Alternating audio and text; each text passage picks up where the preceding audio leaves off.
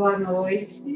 Muita paz a todos, seus amigos de Seara de Luz, nessas datas festivas, comemorando assim seus 39 anos.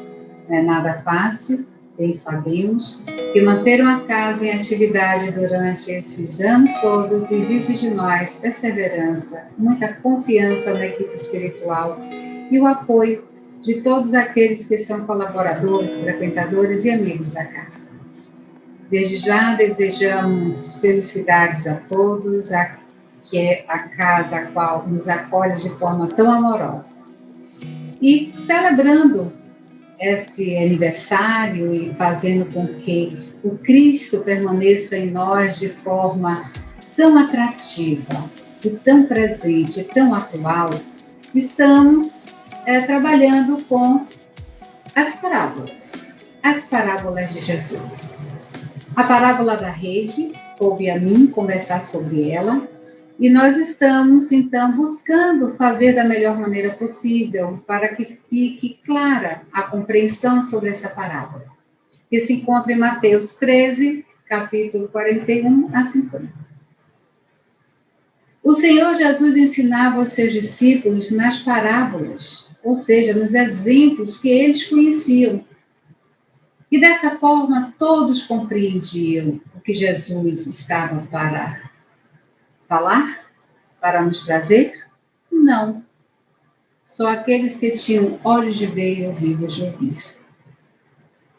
O texto evangélico dessa parábola nos diz: seus discípulos, se aproximando, disseram-lhe: por que lhes falais por parábolas? E lhes respondendo disse: porque para vós outros vos foi dado conhecer os mistérios do reino dos céus, mas para eles não foi dado. Eu lhes falo por parábolas, porque vendo não veem, e escutando não ouvem nem compreendem. São Mateus, capítulo 13, versículo do 10 a 15. E a profecia de Isaías se cumprirá neles, quando disse: vós escutareis com vossos ouvidos e não ouvireis.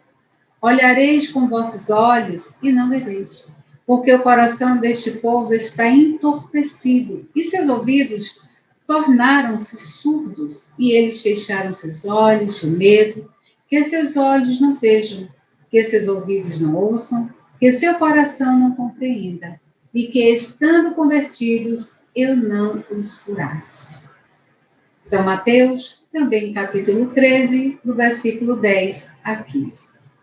Bom, dessa forma nós vamos compreender melhor a estratégia de Jesus, de nos trazer os seus ensinamentos através das parábolas, que até hoje muitos de nós ainda não somos capazes de compreender. Compreendemos de formas equivocadas, dificultamos seu entendimento. Muitos de nós ainda encontram-se com os olhos fechados, com os ouvidos tapados e com o coração frio ao calor dos ensinamentos de Jesus. Bom, vamos à parábola da rede. O reino dos céus é ainda semelhante a uma rede lançada ao mar, que apanha todas as espécies de peixes. Quando está cheia, os pescadores a retiram e, sentados na praia, escolhem os bons para os cestos. E os que não prestam, deitam fora. Assim será na consumação dos séculos. Virão os anjos e separarão os maus entre os justos. E os lançarão na fornalha ardente, onde haverá choro e ranger de dentes. Compreendestes bem todas essas coisas? Responderam-lhe: sim.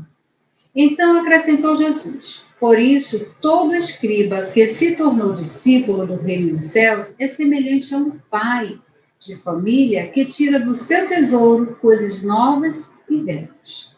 Quando Jesus acabou de proferir essas parábolas, retirou-se dali. Evangelho de Mateus, capítulo 13, versículo 47 a 53.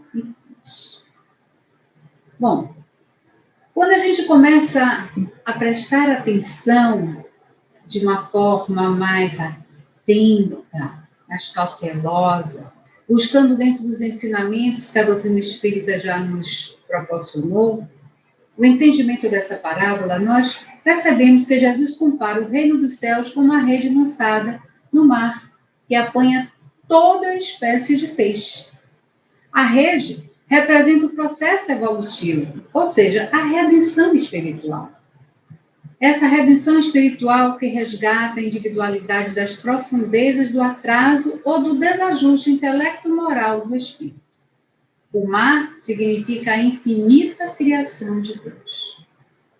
Todos nós fazemos parte dessa criação. Todos nós somos parte de Deus. Quando eu falo todos nós, não são apenas os seres humanos, os homens, mas todas as criaturas por Ele criadas. Fazemos parte desse ecossistema. Somos o ecossistema.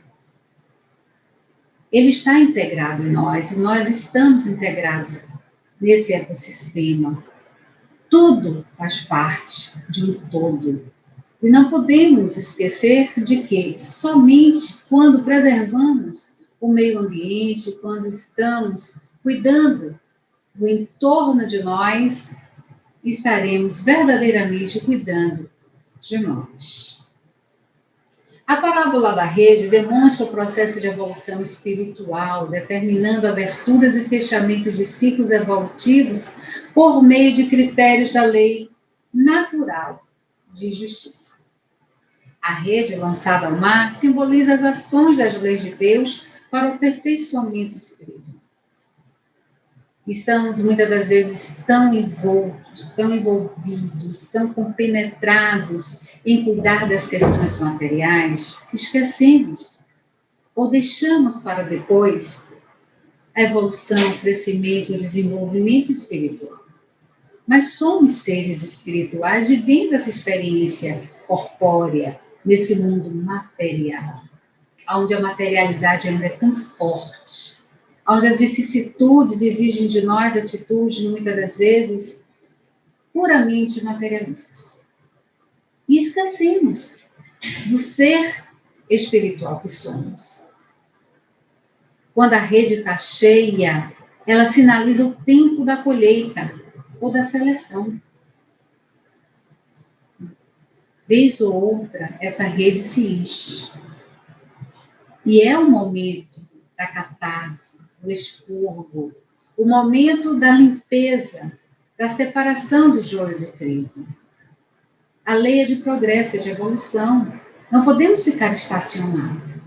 Já que nós não regredimos, estacionar é perda de tempo. Temos que nos esforçar para que venhamos evoluir, progredir, avançar, seja lá como for, mesmo que seja a passos lentos, mas sempre na direção do progresso, do crescimento, da evolução moral, espiritual, do transcender a materialidade. Os espíritos que atendem os ditames das leis divinas naturalmente ascendem para níveis superiores de evolução espiritual. Os demais, estacionários do processo evolutivo, deverão passar por novas experiências, não raras vezes dolorosas, até que vivenciem a sabedoria e o amor. A lei de reencarnação. Estamos sujeitos a ela por amor. Deus nos ama de tal forma que nos dá essa possibilidade, essa condição de, mesmo sendo através da dor, do sofrimento, um renascimento para progredir, para que saiamos dessa condição em que muitas das vezes insistimos em permanecer, de pobrezinhos, coitadinhos, miseráveis, infelizes. Dor há, sofrimento também. Não é coisa ilusória, são reais. Mas o importante é como nós vamos lidar com tudo isso, com as adversidades, com as perdas, com as doenças, com os infortúnios, Como é que nós vamos lidar com tudo isso? Com desespero? Com angústia? Com revolta? Resignar-se não significa aceitar e simplesmente não mover uma palha sequer para modificar, aproveitando o ensinamento daquele momento tão difícil, daquela experiência tão dolorosa. Quando nós vamos penetrando nas entrelinhas das parábolas de Jesus, a gente vai perceber que o que falta em nós, muitas das vezes, é coragem. Coragem de enfrentar os monstros internos, os monstros que impedem o nosso crescimento, o medo, nos amarra, nos impossibilita de avançar mais rapidamente. O orgulho, a vaidade, o egoísmo, essas chagas, elas também são terríveis. Elas nos tornam, muitas das vezes, incapacitados de sermos felizes. E de fazer feliz quem está em volta de nós.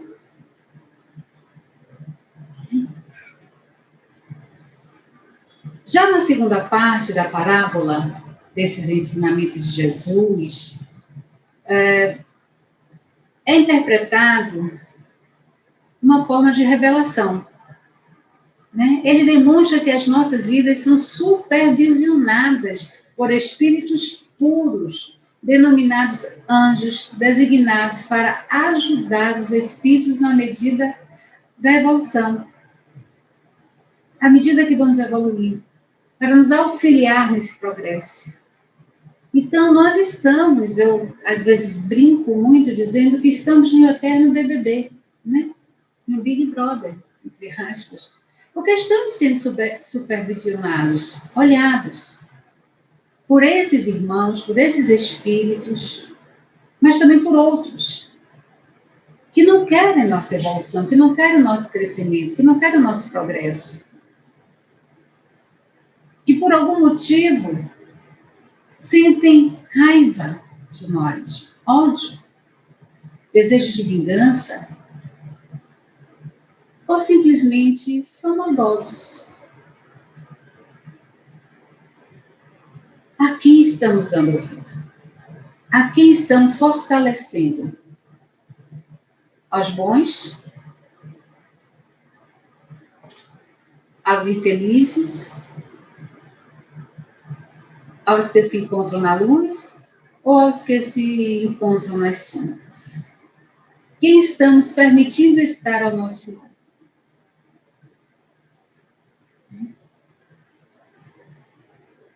Esses espíritos são os prepostos do Senhor, que misericordiosamente socorrem, orientam e administram conforme os desígnios de suas leis. Nenhum espírito está desprovido de supervisão espiritual bondosa, a quem muitos chamamos de anjo da guarda, anjo protetor, espírito amigo. A denominação pouco importa. Mas nós precisamos estar conscientes de que eles estão ali. Não como nossas babás, mas como os nossos amigos, que nos apontam caminhos, que nos fortalecem para que tomemos as melhores resoluções, para que enfrentemos de forma sábia as dificuldades da vida, para que não nos desanimemos, mas que assim possamos estar o tempo todo com a certeza de que jamais estaremos sós e que um amigo está a segurar nossas mãos, desde que nós viemos a permitir essa aproximação através de nossas ondas mentais, através de nossas orações, através de nossa sintonia, do nosso pensamento, do nosso querer. Porque quando dificultamos, eles ali estão, mas não conseguem fazer uma ponte, não conseguem fazer um link conosco. Nós estamos dificultando. E quanto mais evoluído é o espírito, maiores serão as suas atribuições e responsabilidades perante os demais.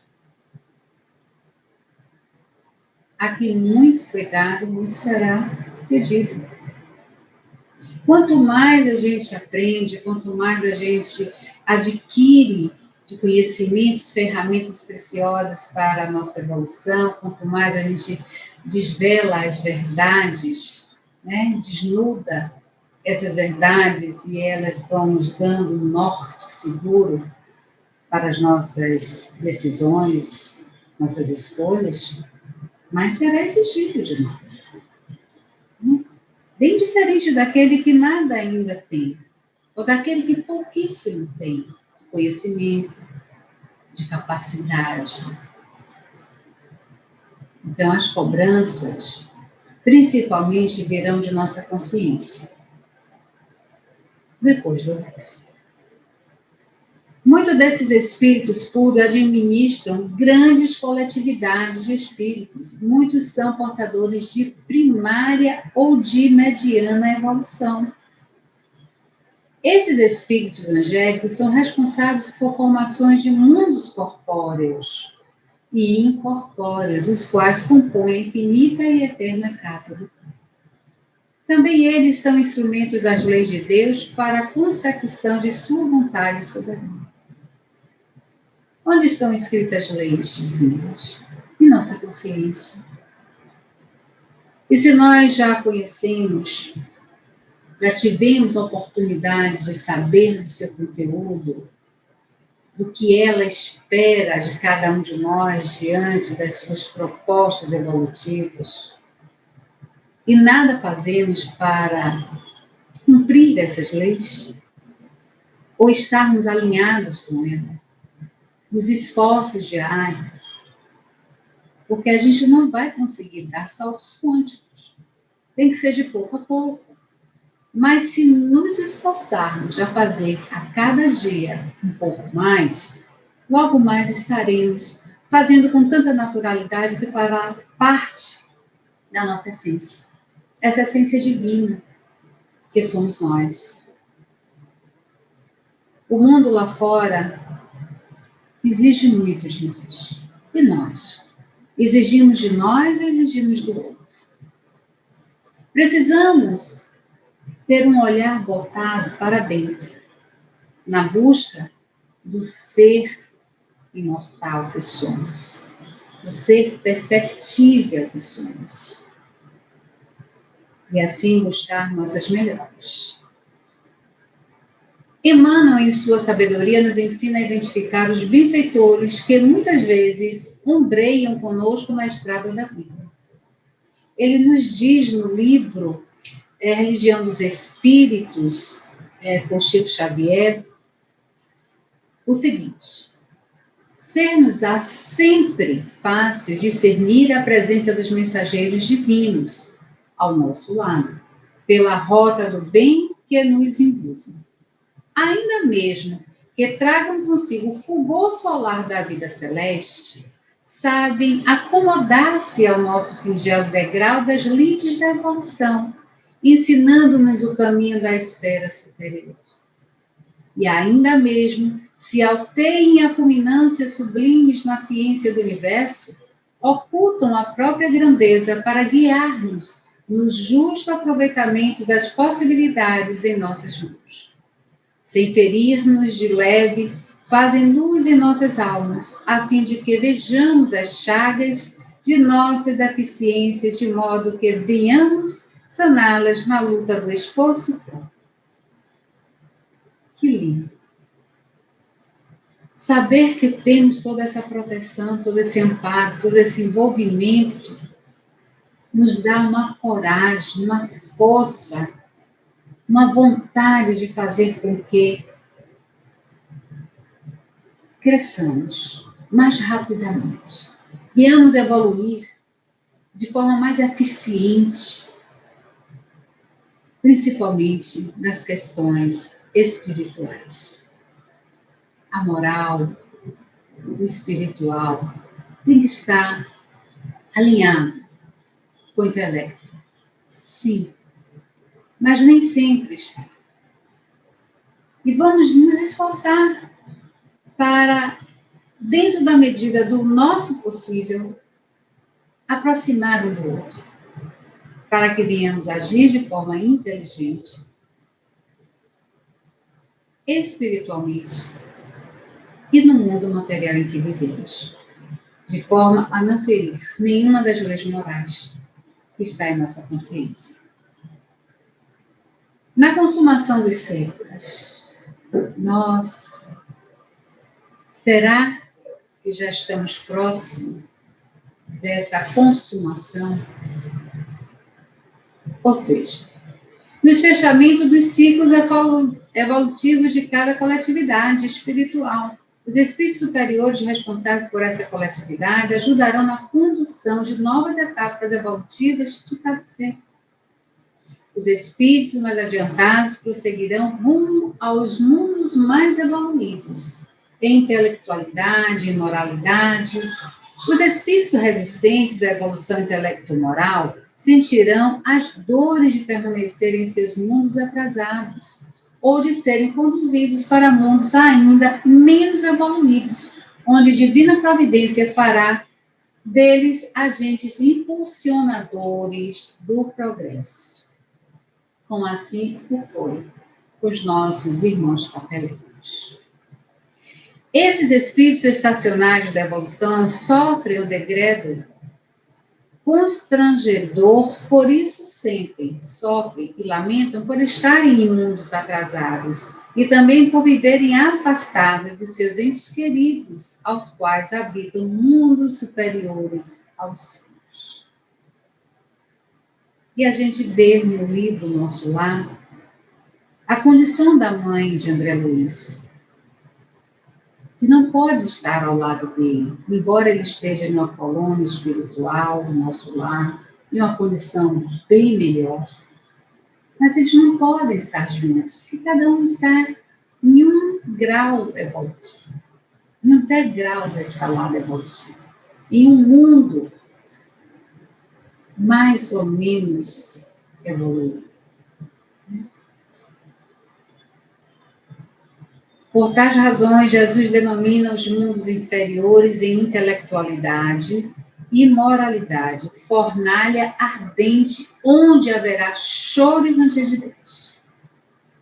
E já pensou a gente voltar ao planeta onde não exista nada do que já estamos acostumados a ter no nosso planeta na atualidade? Todo o conforto, toda a tecnologia. Imagina, haverá, sim, muito choro, muito ranger de dentes.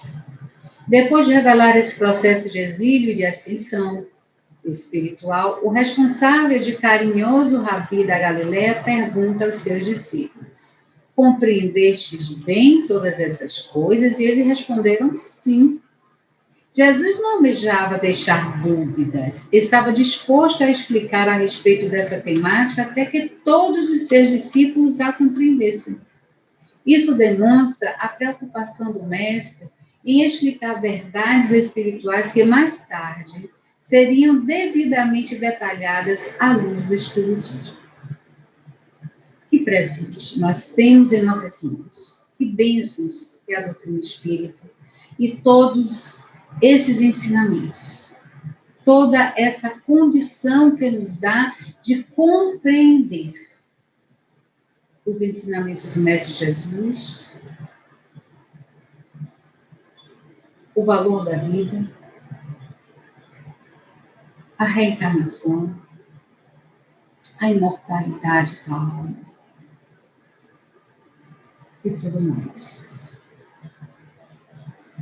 Finalizando na terceira parte desse ensino, Jesus afirma que todo escriba, ou seja, todo aquele que possui atributos intelectuais desenvolvidos, também necessitam de atributos morais, sem os quais não poderão ascender à condição de espíritos superiores e perfeitos. Porque não basta saber. Tem que se colocar em prática os saberes. tem que fazer desses saberes ferramentas preciosas evolutivas para si e para o entorno de si. A construção do reino de Deus depende de cada um de nós. Somos construtores desse reino. A partir do momento que nos esforcemos para melhorar a condição de vida nossa, dos que dependem de nós, dos que estão próximos a nós e dos que nem conhecemos, mas que fazem parte dessa grande família humana do planeta Terra. Não somos seres isolados, aonde aquilo que eu pratico prejudica única e exclusivamente a mim, ou beneficia única e exclusivamente a mim. Não. É como aquele joguinho de dominó que a gente derruba uma pedra e sai derrubando todas as outras. De forma positiva ou negativa. Bela ou feia. Harmônica ou desarmônica. Então a gente precisa ter essa consciência para, antes de fazer qualquer coisa, construir no pensamento as consequências. Se eu fizer isso, quais serão as consequências? Se eu falar isso, como será interpretado? Como será visto? Como será aceito ou não? Responsabilidade, livre-arbítrio, tem uma atenuante maravilhosa, chamada responsabilidade. Ela freia o nosso livre-arbítrio. Quando estamos atentos, quando estamos levando muito a sério a arte de viver. Viver bem para morrer melhor ainda.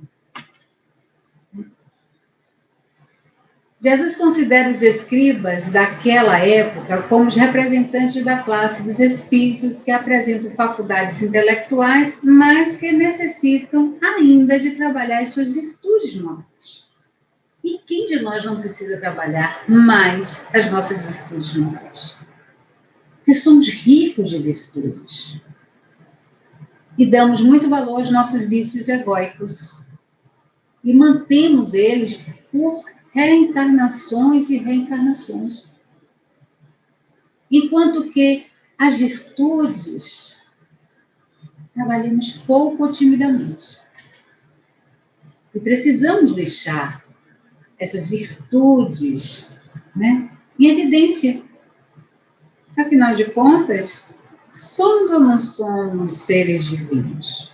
Somos ou não somos o sal da terra, a luz do mundo?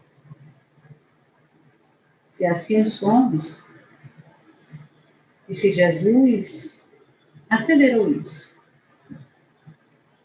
é porque temos condições de ser. É porque já temos tudo para ser. Precisamos apenas trabalhar isso em nós. O outro não vai conseguir trabalhar isso em nós. Pode ser até um facilitador, um colaborador, nos ofertando ferramentas. Mas o trabalho árduo é nosso, individual.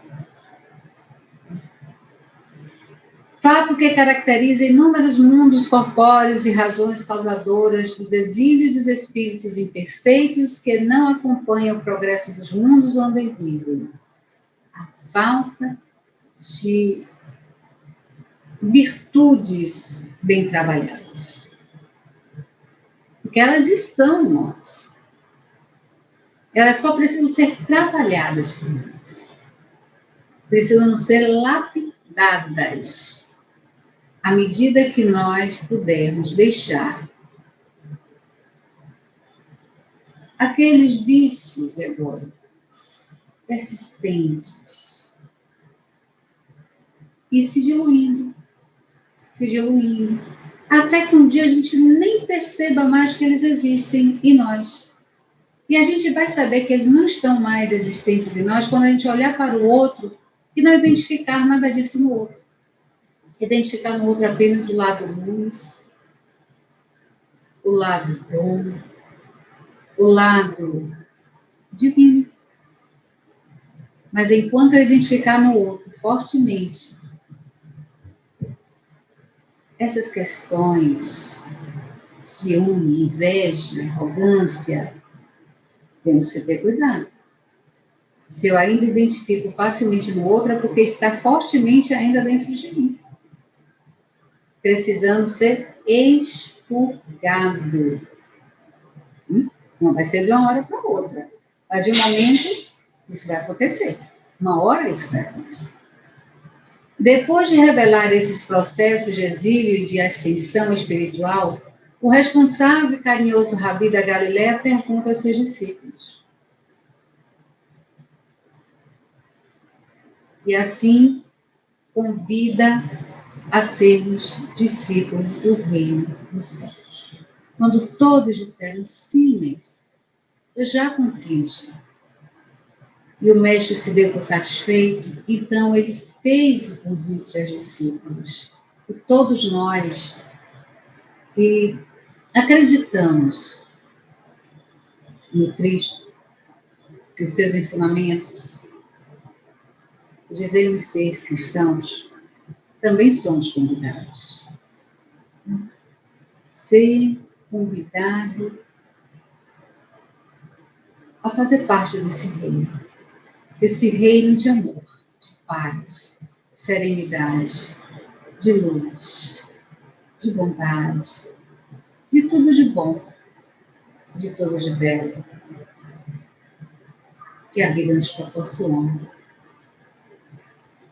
Mas para isso precisamos seguir a vontade de Deus, para um dia fazermos parte dessa grande família de espíritos puros, né? Espíritos puros a qual ele pertence. Jesus não deu um salto quântico. Ele passou por todas as suas provações, suas expiações, seus aprendizados, até chegar na condição em que ele se encontra. Assim creio eu. Porque se somos todos nós espíritos criados simples e ignorantes, assim também aconteceu com o Mestre Jesus. E chegou na condição em que ele se encontra como governador planetário, nos convidando a fazer parte dessa grande família, a família universal, a família de luz, a família de amor, a família de espíritos puros. Um dia nos tornaremos espíritos puros. Mas não vamos esperar sentado para que a coisa aconteça na próxima reencarnação, no próximo momento. Não. Vamos aproveitar o aqui e o agora, o já. E nos esforcemos o máximo para subir lentamente, mas persistentemente, os degraus evolutivos. Para isso, cuidemos do desenvolvimento do senso moral, porque a conquista das virtudes morais exige maior esforço do que para se desenvolver atributos intelectuais. Não é verdade? Eu posso ter N diplomas, N certificados, ter lido inúmeros livros, ter conhecido e participado de várias experiências, várias pesquisas. Mas isso não me dá a condição moral que eu necessito para fazer parte dessa pleiade de espíritos puros. São ferramentas, mas eu poderei usar ela para o bem e para o mal. Os conhecimentos, a intelectualidade, os saberes, nas mãos de pessoas onde a moral ainda está dormente, adormecida. É um grande perigo para a própria pessoa, o próprio indivíduo, como para a humanidade. Quando se cultiva virtudes morais vinculadas ao amor, a bondade e a misericórdia, fica mais fácil adquirir os valores intelectuais capazes de compreender as causas e os efeitos dos fenômenos da criação divina. Basta tirarmos do nosso tesouro evolutivo as experiências novas e antigas para a composição de avançados estágios de progresso espiritual rumo à eterna e vitoriosa rede de Deus. E assim, começamos a perceber o quanto